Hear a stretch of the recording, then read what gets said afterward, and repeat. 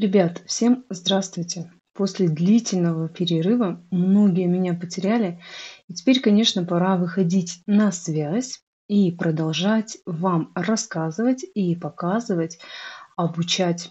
Главное, что лечению, реанимацию и восстановлению орхидей на моем канале. Именно на это ориентирую я все свои видео. И до сих пор многие не понимают, что такое происходит с моими орхидеями. Ребят, многая часть орхидей это не мои. Это именно те орхидеи, которые я покупаю, я заказываю, и я продавец.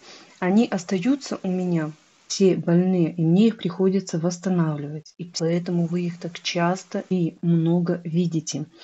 Перед вами стоит две орхидеи. За то время, пока меня не было дома, а это 2 недели, пострадала только лишь одна орхидея, мне ее пришлось выкинуть, она была больна фузариозом, там восстанавливать было уже нечего. Давайте я вам поближе вот эти орхидейки покажу и расскажу, что же с ними стало не то. Вот они, две красотки. Это моя орхидея, о ней поговорим чуть позже.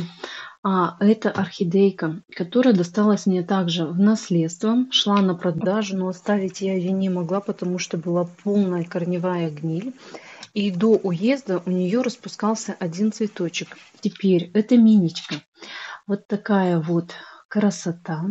Малюсенькие красивые цветочки, которые меня радуют. Я когда приехала, у нее цветочки вот были прям поникшие. Ну а все лишь потому, что ей не хватало полива. Я ее полила, и орхидейка хорошо восстановила все свои цветочки. Также продолжает распускать бутончики. Она, ну, насколько я поняла, оказалась стрессоустойчивой. То есть она ничего не загубила, цветочки не опали, просто лишь полила и просто лишь восстановилась. И картина у нее изначально была такая, что корни сгнили. И на момент моего отъезда у нее вот эти корни, они были активны. Вот единственный тоже тот момент, что без полива она их закуклила. Ну ладно, ничего страшного. Вот эта вот старая ее корневая система сейчас войдет опять в режим. Я ей помогу, дам ей антистрессовые препараты. Ведь когда орхидеи мы оставляем без соответствующей влаги, которая им необходима для них, это является стрессом. И вот видите, вот так вот листик у нее тоже поник, но он изначально был такой. Она его восстановила, и на момент моего отъезда опять она листья все сморщинила.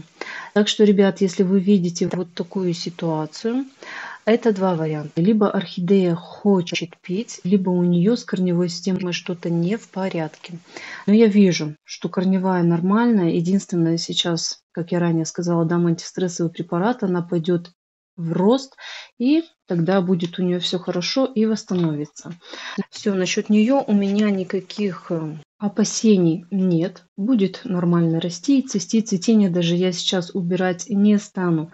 Но если вдруг случится так, что вот эти листья заморщинятся, хотя эти все хорошие в нормальном тургоре, ничего здесь страшного, криминального нет, но если начнут морщиниться, тогда я цветение убираю. А на данный момент я ее оставляю. Так, и, конечно же, самое страшное опасение это насчет вот этой орхидейки. Это моя орхидея сорта Орликин. Эта орхидея, она мне очень дорога, потому что она со мной уже давным-давно. И цветение красивое, и навряд ли сейчас где-то возможно найти и купить ее, ну, даже, там, не знаю, заказывая сортовые. Вот смотрите, она сейчас в таком состоянии, что листочки у нее, даже верхние листья, заморщинились. Вот видите? Все в морщинах. Когда я уезжала, было нормально. Но знаете, по этой орхидее я начала замечать, что она неправильно развивается. То есть, если корневую систему, она ее вот пытается из последних сил наращивать, она ее наращивает, закукливает. То есть хорошего и нормального роста у нее нет. Листики, как вы видите сами, они мельчают. Если нормальный, хороший процесс роста активного, что такого не должно быть. И когда листья мельчают, это в первую очередь говорит о болезни. И на данный момент орхидея мне уже изо всех сил кричит, что хозяйка, меня спасай. Даже вот эти вот листья. И я ее приехала также, полила. И по прошествию 4 дней я не вижу, что орхидея себе тургор восстанавливает. Наоборот, ей становится хуже. Значит, другая причина – это именно в горшке. Это именно говорит о том, что страдает корневая система. Если полива недостаточно, то необходимо смотреть. Но вот даже вот так вот я смотрю сквозь горшок и вижу. Хорошо, что прозрачные горшки люблю. Здесь возможно сразу определить, что у орхидеи с корневой системой. И я вижу большое количество гнилостного процесса. Это, конечно, случилось не здесь, не сейчас и не за время моего отъезда. Вот видите, какая-то корневая могла расти, но дальше она не растет. Это я просто по ней замечаю и понимаю, что это длительный процесс. И, скорее всего, сейчас мы ее вскроем и увидим большую часть корневой системы сгнившей. Но, ребят, всегда я вам говорю о том, что дай бог, когда у орхидей растут воздушные, вот они, воздушные корни. Вот он воздушный, это я уже потом их так сюда положила. Хорошо они есть. Они растут у орхидейки всегда на про запас. Вдруг случаи такие, что вот сгнивает корневая внутри горшка, и вот эти вот воздушные, они орхидейку спасают. Давайте вместе с вами сейчас будем орхидею спасать. Вот сейчас на данный момент уже медлить и что-то тянуть, и что-то еще от орхидеи ждать ни в коем случае нельзя, потому что даже верхние листья, они уже заморщинились. И только в такой момент я начинаю орхидейки спасать и доставать из горшка. Грунт у нее уже политый, она после 4-дневного полива, так что достаем ее отсюда спокойно. Так, она здесь у меня сидит уже, почти 3 года. Орхидейке можно спокойно поменять грунт. С одной стороны, требуется, да, замена грунта, потому что такие грунты, они, где-то на 3 года и рассчитаны. Именно органика, именно кора. После 3 лет потом, чем мне нравится орхиата, ребят, кстати, в наличии она у меня тоже есть. Орхиата, она очень долго, вот даже вот эти вот, так, это у меня уголь, даже вот эти вот куски орхиаты, она ломается. Это вот плохая орхиата, которая легко ломается, это уже все непригодно. А те куски, которые плохо ломаются и тяжело сломать, они еще будут пригодны. Но я не буду ее брать, я буду добавлять орхидейке новый грунт. Давайте смотреть, что же с ее корневой системой. Вот я сейчас собираю нижнюю часть грунта. Здесь вижу и керамзит у меня, и пенопласт, и все в куче было. Так, а верхний слой вот этот вот, он относительно свежий. Вот я помню, что кокосовые чипсы я ей подсыпала недавно. Я его сохраню. Потому что для орхидеи какая-никакая ее старая микрофлора, она нужна. И я всегда добавляю, я всегда стараюсь это делать. И вот этот вот верхний слой грунта, он не так часто находился в воде и менее подвержен, не испорчен. Все, вот эти хорошие все кусочки, я их оставляю и добавляю уже в новую посадку. Также отсюда постараюсь убрать уголь, потому что я его в последнее время перестала использовать в посадке. Раньше я его прям активно использовала, теперь уже отошла от этого. Также у меня здесь, вижу, бегают подуры. Ничего, я этих подур, этих насекомых ни в коем случае не боюсь. Дружу, они всегда есть, во всех кашпо присутствуют, только лишь от того, что грунт является увлажненным. С грунтом поработала. Теперь, конечно же, самое главное – это корневая система. Все, да, как я и предполагала, она внутри сгнила. Был гнилостный процесс, и вот я даже вижу, опять же, по корням здесь особо не определишь, когда это случилось. Но зная эту орхидею и наблюдая за ней, я понимаю, что процесс у нее был длительный. И вот так вот аккуратненько смотрим, откуда какой корешочек растет, чтобы лишнее нам здесь ничего не обрубить, потому что каждый ее корешочек, он у нас на счету. Чтобы спасти орхидею, нам необходимо оставить наибольшее количество корней. Ни в коем случае нельзя брать и обезбашенно все резать. Оставляем максимально хорошие корешочки. Конечно, я хотела бы орхидею, уже в будущем пересадить в большой объем, чтобы она у меня разрослась, но случилось так, как случилось. И вот даже сейчас сижу, работаю и чувствую гнилостный процесс. Значит, мне орхидейку необходимо будет лечить фунгицидами. Всю корневую плохую я удалила. И теперь, видите, остается вот этот вот стволик. Он ей сейчас не нужен будет в новой посадке. И поэтому я его отстригаю до первого хорошего корня. Вот здесь вижу цветоносик. Она вот всегда цвела так благородно, пышно. В том году вообще идеально она у меня процвела. Но надеюсь, что сейчас восстановим ее, и орхидея заживет новой жизнью. Опыт есть, переживаний нету. Думаю, что все будет отлично. И я решила еще чуть пониже подобрезать вот этот стволик и посмотреть, что у нее там. Хорошо ли все или плохо. Потому что мне вот этот низ обрезанный, он не совсем нравится. Так, сейчас я понюхаю это место. Будет оно пахнуть каким-то, вы знаете, неприятным таким гнилостным процессом, либо свежесрезанной зеленью. Ну все, запах хороший, запах свежесрезанный, поэтому беспокойства нет. Но, как мы видим, рана она свежая, она открытая, и обязательно необходимо вам прикрывать сильными фунгицидами. В моем случае это Максим, либо фундазол. Также можете использовать топсин. Вот такую вот, большую, часть корневой системы. Конечно, очень жалко, что так случилось. Мне необходимо будет уже выкидывать. У орхидейки, в принципе, осталась такая хорошая корневая. Я думала, будет намного хуже.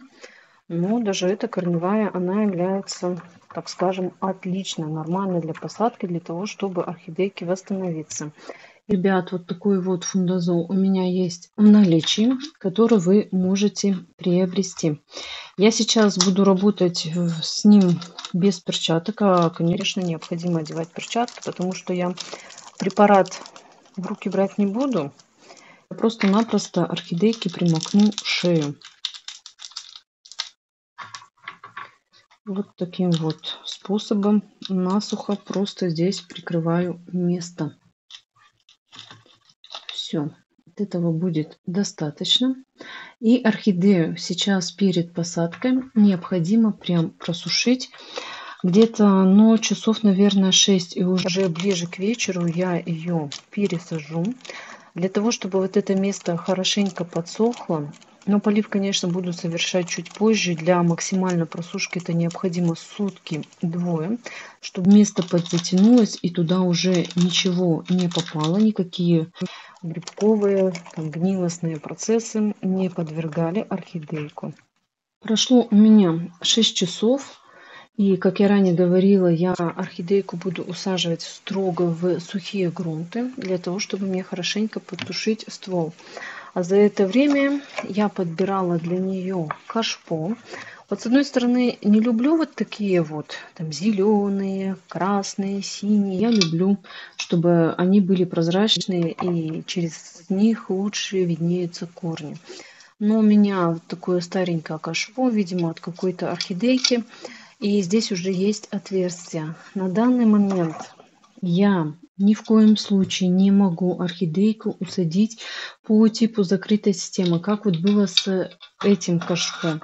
И знаете, долго я не могла понять, есть такие орхидеи, которым что необходимо, либо влага, либо наоборот какие-то сухие грунты, редкие поливы. Вот с ней я до сих пор, ребят, до сих пор, если у кого-то есть такой сорт, напишите мне, кем же он является. Она сидела по типу закрытой системы изначально здесь. Потом я сделала ей отверстие. Не нравится. Потом я эти отверстия опять убрала. Вернее, опять заклеила. Опять не нравится. И вот что-то и не туда, и не сюда. Но сейчас я ее посажу по типу обычной посадки. Ничего здесь велосипеду придумывать не буду. И ни в коем случае нельзя закрытую систему, потому что гнилостный процесс был. И чтобы нам еще больше не провоцировать ее на гниль, сажаем в обычную посадку. Конечно, обязательно подбираем подходящее для нее кашпо. Но вот это вот кашпо, даже если без этого корешка, видно, что оно здесь маловатое. Видите, корешочки, они растут не вниз, а именно в бок по росту старого горшка. И если я начну их все сюда укладывать, я их просто-напросто все попереломаю. Поэтому мне необходимый горшок именно вот с таким большим, широким, чтобы было горлышком. Так, и обычная посадка у меня в качестве дренажного слоя будет пеностекло. Если есть керамзит, добавляйте его. У меня здесь немножко осталось пеностекла. Я его в посадке не люблю, вообще он мне не нравится. Но в качестве дренажа он пойдет. Обязательно есть тоже в наличии у меня кокосовое волокно. И я его буду добавлять для хорошей и лучшей аэрации. Чтобы корневая система у орхидейки дышала, лучше всего проходил воздух. Тоже люблю его добавлять, вообще уже в каждую посадку добавляю. И орхидеям это нравится. Я вижу, как они прекрасно приняли данный компонент, данный грунт. Также немножечко на дно я буду укладывать археату, которая есть в наличии, крупной фракции 18-25 мм. Вот такие вот огромные кусочки. Я просто сейчас укладываю на низ. Выбираю самые-самые крупные. Буквально немножко. И сейчас усаживаю ее в посадку. Вот этот корешочек воздушный я изначально беру его в посадку. Далее завожу аккуратно, чтобы у меня не хрустели и не ломались корни. Прям по одному. Контролирую каждый корешочек со всех сторон. И вот орхидея у меня заходит. Руками поправляю вот эти вот воздушные корни. И стараюсь, конечно же, орхидейку загубить. Чем наименьшее пространство при наращивании корневой системы орхидеи будет внутри грунта, тем лучше она адаптируется. Вот так вот получилось. Она сюда прекрасно у меня вся села. И также пространство ей тоже хватает. И буду работать с новой корой. И вот здесь вот перебрала старую кору ее. Все, на дно я засыпаю крупную фракцию, потому что вот эта старая, она намного-намного мельче. Может быть, на тот момент я подобрала, 3 года назад была пересадка, неправильные компоненты. У меня видно, что здесь очень и очень мелкая фракция. Возможно, из-за такой мелкой фракции корневая система не могла дышать, и поэтому она начинала портиться. Поэтому, ребят, набирайтесь опыта, учитесь. И со своими орхидейками такое не сотворяйте. Немного насыпала археаты. Это вот столько вот. И теперь беру обязательно. Можно и не всю брать, не весь грунт. Ее старой микрофлоры, для того, чтобы она побыстрее восстановилась. И весь гнилостный процесс, он находился у орхидеи внизу. И вот эту вот нижнюю часть гнилостного грунта я его выкинула, а вот этот вот грунт, он поверхностный. Продолжаю засыпать уже далее немножко, видели, что старый, теперь свежий. Орхидейка у меня сама по себе сидит прямо. И вот такое количество ее старого грунта у меня остается. Я его, ребят, выкидываю. Никуда дальше не использую.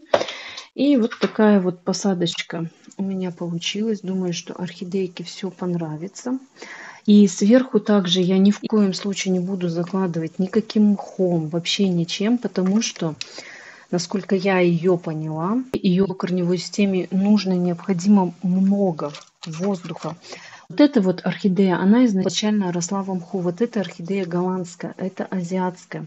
Вот видите, у нее здесь и цеофлора, и мелкая археата. Но не мелкая, здесь 12-18 миллиметров, и мох. И всякие эти влагоемкие компоненты, когда они даже просохли, все, орхидея начала сразу вянуть. Это говорит о том, что эта орхидея любит влагу. А этой орхидее не нужно столько влаги.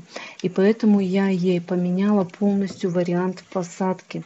Обязательно все корешочки на поверхности, они виднеются. Это наши индикаторы роста. Также видно, что вот различные воздушные карманы, я здесь ничего не старалась утрамбовывать, потому что ее корневая система, она должна дышать.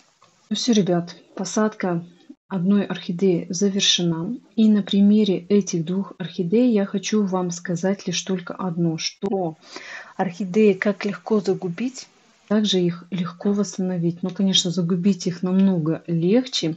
И если у вас малый багаж знания, то восстанавливать орхидею гораздо сложнее. Поэтому обязательно я бы вам советовала за каждой орхидеей следить и наблюдать.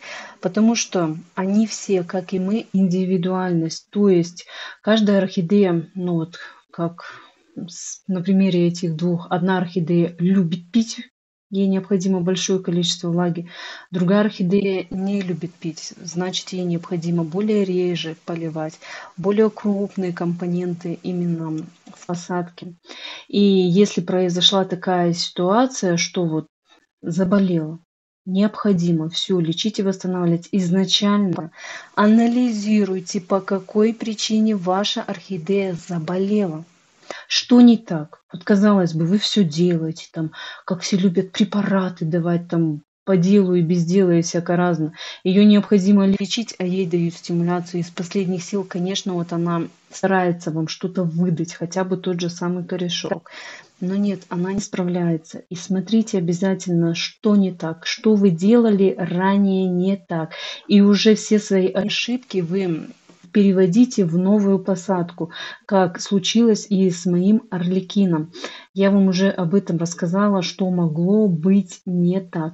Обязательно. Теперь, конечно, как я за ней буду ухаживать? Я ее поставлю на обычное место. Но я знаю и вижу и понимаю, что корневая система ее не настолько, но половину, да, пришлось срезать. И хорошо, что за эти 3 года она нарастила себе корни плюс воздушные, которые сейчас ее будут спасать. Она справится обязательно, корней предостаточно. И просто так поливать обычной водичкой я не могу. Я буду обязательно использовать Привикур Energy, который у меня в наличии есть. Можете обращаться почтой по всей России, я отправляю. Поливы, знаете, буду совершать вообще раз в 14 дней. У нее полив может быть, ну я посмотрю, конечно, я не могу вам сказать о том, когда у нее будет следующие поливы. Я знаю точно, что следующий полив вот после с момента пересадки, так как все грунты были у меня сухие, произойдут через 2 суток для того, чтобы ствол хорошенько подзатянулся. За 2 суток с ней ничего не случится, она там не погибнет, с ней нормально все будет.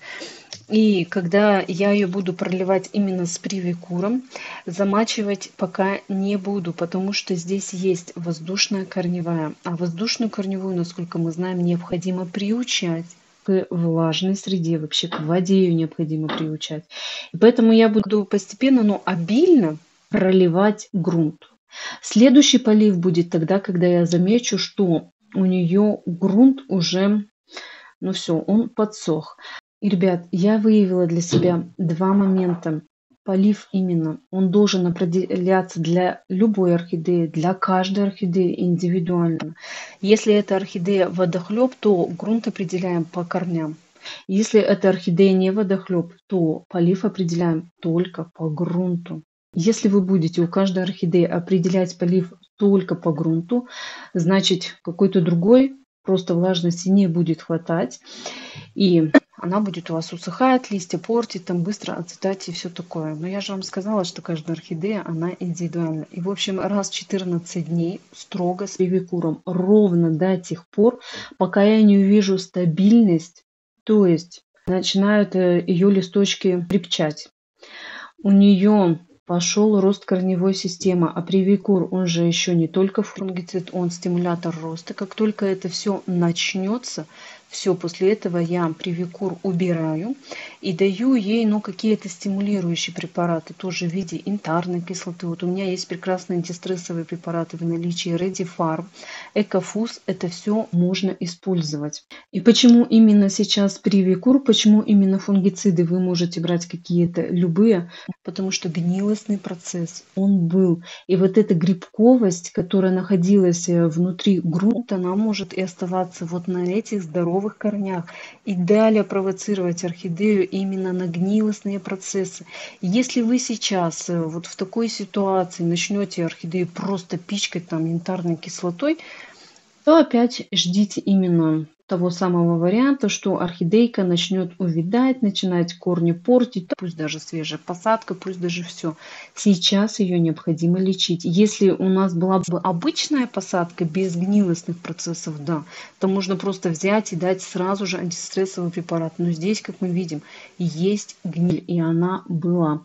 Поэтому, ребят, я думаю, что вам все понятно.